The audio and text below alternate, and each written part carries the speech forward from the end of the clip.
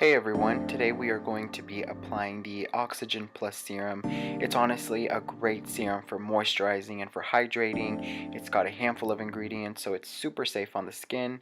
So we're going to go ahead and make sure we wash our hands thoroughly. We don't want no nasty germs. No sir.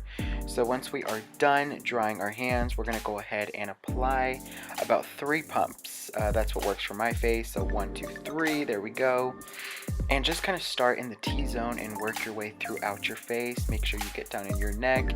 You want to go ahead and apply this serum twice daily, once in the morning and once at night. And what it's going to do is just going to give your face that hydrating, healthy looking skin. It's overall a great product. It's going to reduce the chances of breakouts and diminish fine lines and wrinkles. So I really love this product. And my skin does too. See? Ooh, look at that. He's happy.